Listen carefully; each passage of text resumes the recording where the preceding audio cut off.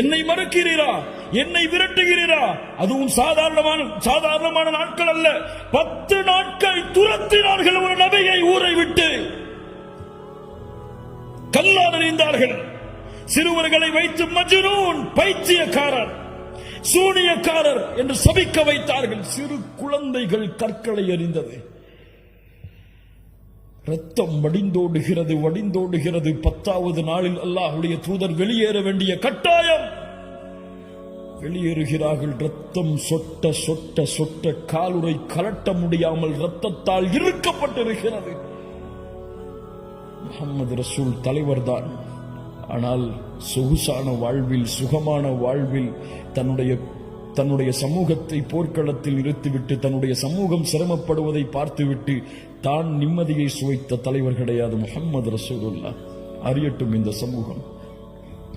தன் சமூகம் பட்ட கஷ்டங்கள், வேதனைகளை விடவெல்லாம் சிரமத்தை உள்ளத்திலே தாங்கி தன் சமூகத்தை வழிநடத்திய தலைவர் முஹம்மது ரசூலுல்லாஹ் ஸல்லல்லாஹு அலைஹி வஸல்லம். மதீனாவிலே ஒரு முறை கிளர்ச்சி, ஏதோ போர் தொடுக்க ஆள் வருகிறார்கள் என்பதற்காக மதீனா வாசிகள் எல்லோரும், அன்சாரிகள், முஹாஜிர்கள் எல்லோரும் ஒரு அணியில் மதீனாவுடைய வாசலில் வந்து நிற்கிறார்கள். ஏதோ போர்ப்படை நம்மை தாக்க வருகிறது என்பதற்காக தேடினார்கள். எங்கே முஹம்மது ரசூலுல்லாஹ்?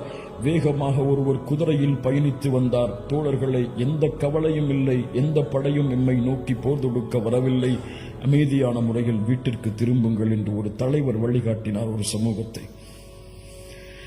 10வது நாளுடைய அந்த வேதனை தாயிஃபில்.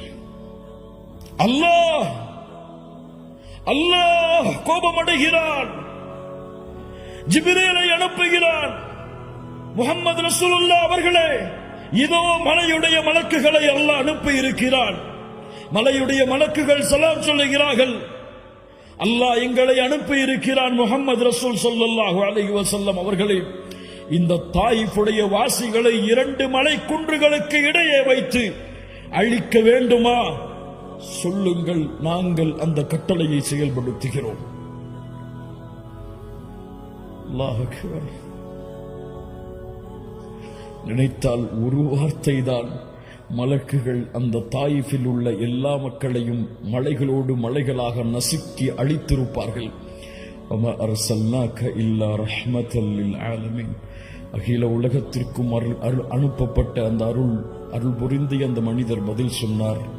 அந்த மலக்குகளை பார்த்து, வேண்டாம், இவர்கள் இந்த இஸ்லாமை ஏற்றுக்கொள்ளாவிட்டாலும் இவர்களுடைய தலைமுறைகள் இதை நோக்கி வருவார்கள், வேண்டாம்.